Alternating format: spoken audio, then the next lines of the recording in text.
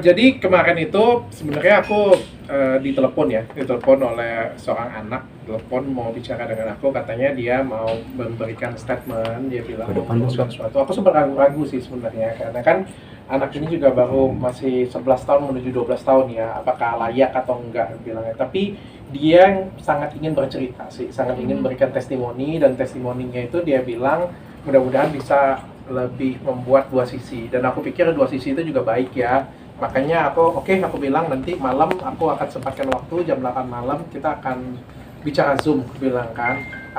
Apakah ada papa, aku bilang ada papa di situ, tapi aku pengen ngobrol dengan kamu aja, aku bilang yang penting tanpa ada paksaan.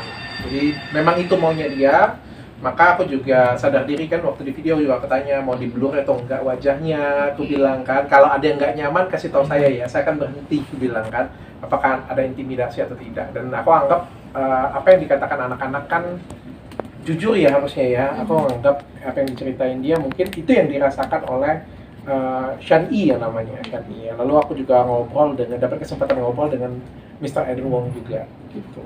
Ngobrolin apa kalau boleh tahu? Kan ditanya, aku juga berkesempatan tanya untuk apakah Tisha Erni itu benar-benar mistressnya, apakah memang ada perselingkuhan di sana.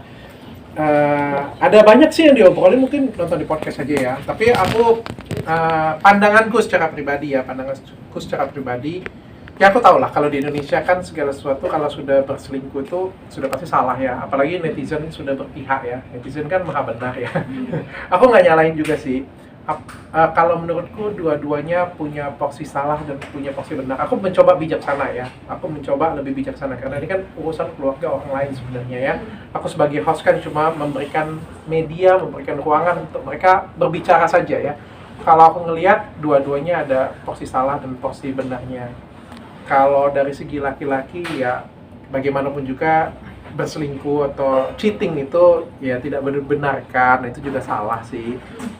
Tapi di satu sisi juga mungkin sang istrinya juga stres atau apa, kan kita nggak tahu ya seberapa dalam dia terlukanya sehingga dia mabuk atau apa, karena kan memang habit di Korea kan rata-rata minum kan, dan pukul anak atau scolding anak atau melakukan sesuatu ke anak ya. Si suaminya berpikir yang terbaik untuk anak, sehingga kayak melindungi anak-anaknya, ngajak anak-anaknya pergi. Jadi kayak dua-duanya punya pandangan salahnya dan dua-duanya punya pandangan benernya di sisi masing-masing. Di satu sisi mungkin ayahnya ngelihat anaknya sering dipukulin, tidak diurus dengan baik, semakin lama kelakuannya semakin tidak baik, ya ada ketakutan sehingga kayak menjauhkan dari ibunya. Si ibunya juga kan mungkin ada yang kasar, aku seperti ini mungkin ya, aku seperti ini tuh karena kelakuanmu loh, kayak gitu. Kalau kita mau bijaksana kan, gitu kan. Jadi dua-duanya tuh ada ya ada plus minusnya gitu kan. Kita sebagai netizen, aku berharap kalian semuanya itu bijaksana. Kenapa? Karena kalau kita terlalu berpihak pada satu sisi, kita anggap nih ya, dengan segala keterlukaannya itu kita anggap mereka seperti yang netizen inginkan. Kan yang kita lindungin sini kan bukan hanya hati seorang istri ya, tapi juga anak-anaknya. Itu juga penting sih, anak-anak ya. Maka concernku tuh semuanya kayak gitu. Jadi kita jangan kayak aku menayangkan video tapi netizen membuli anak-anak. Kan menurutku kalian nggak lebih baik loh. Ya, ketika kalian belain si emaknya tapi kalian membuli si anaknya, itu kalian nggak baik sih menurutku kayak gitu. Kan kita harus mendengarkan dua pihak. Ya, mungkin dua-duanya punya alasan. Si anaknya juga ngerasa kesel juga kan karena ada alasan. Jadi aku nggak menyalahkan dan tidak membenarkan keduanya. Aku juga berharap keduanya bisa duduk sama-sama sih menurutku. Bisa duduk sama-sama menyelesaikan permasalahan ini sama-sama, karena apapun yang dirugikan itu adalah anak-anak mereka sendiri. Tapi dokter melihat ada Belum ya, aku juga nggak mau kan ada yang komentar, dok kenapa nggak waktu di Zoom masukkan juga Ibu Ami ya? Aku nggak mau jadi adu domba ya, jadinya ribut ya. Aku serba salah sih.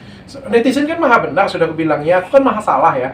Jadi kalau cuma ditayangkan anaknya dan bayangkan ya, kalau aku tayangkan Eden Wongnya nanti katanya memihak. Kalau aku menayangkan anaknya dan Eden Wongnya, ada yang bilang kok dikasih panggung anak-anak. Salah semua. Aku masukkan Emiya di situ katanya adu domba. Jadi kayak ketika netizen sudah berpihak pada sesuatu hal, kayak sudah susah dilawan kalau di Indonesia. Makanya aku menghimbau kalian semuanya untuk kita ngeliat deh dua sisi ini sama-sama kayak gitu. Toh mereka bercerai, mereka balik lagi, mereka keluarganya anak ikut siapa, kita tuh nggak diuntungkan sama sekali loh. Kita jangan terbawa emosi berlebihan gitu kan. Sekali lagi kita harus melihat dulu yang mana yang prioritasnya. Menurutku prioritas nomor satu ya anak-anak sih. Kan kalian pengennya anak-anak dong, kesian anak-anak yang bayi tidak disusui ibunya. Tapi kalau misalnya sampai ke tangan mana dan ujung-ujungnya lebih terlantar kan juga nggak lebih baik dong. Karena tujuan kita tuh bukan ada di 1-2 orang, tapi anak itu dirawat dengan baik. Tujuan kita kan ada di sana gitu kan. Makanya kayak aku justru pengen, dan ketika kalian memihak sesuatu itu nggak akan menyelesaikan masalah mereka berdua sih menurutku. Jadi saranku untuk mereka berdua ya juga duduklah sama-sama, selesaikan sama-sama. Kalau memang bercerai, silakan bercerai di court dan putuskan anak-anak yang terbaik bagaimana. Tidak ya, karena yang aku sendiri ya kan, sekali lagi aku bilang netizen ini suka seuzon. Ya bisa jadi apa yang dikatakan netizen juga benar, bisa jadi ya. Jadi anak-anaknya baca skrip, ya menurutku selagi aku lihat kamera kayak ini juga kan aku nggak pernah satu kamera ya. Kita kan ngelihatnya memang kanan kiri, dan kalau di zoom itu juga kita nggak pernah lihat kayak gini ke kamera ya, selalu mata kita memang kemana ke situ ya. Aku berpositive thinking sih, aku tidak mau seuzon sih, karena kan anaknya yang menghubungin aku dan anaknya sendiri yang pengen ngomong, dan pertanyaan aku juga bukan pertanyaan yang scripted kayak gitu. Jadi, dan aku bisa merubah kapanpun pertanyaanku kan. Jadi beliau menjawab dengan baik, bahkan ya menurutku ya, paling enggak itu yang dirasakan anaknya, paling enggak ya, apa yang dirasakan anaknya itu. Tapi kenapa mamanya seperti itu?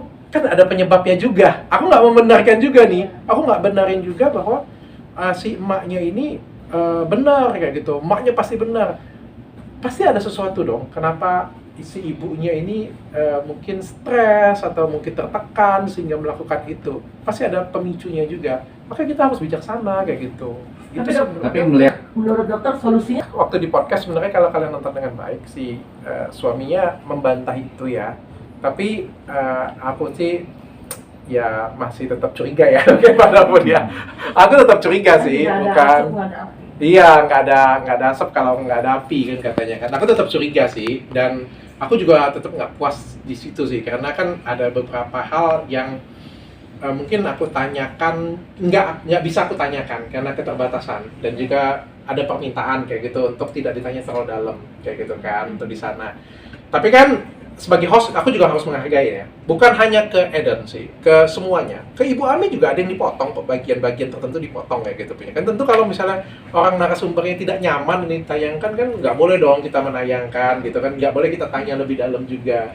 Kalau saya sih pengen tanya semua sih sebenarnya, tapi kan ada beberapa etika yang kita harus ya hargain dari narasumber kita gitu.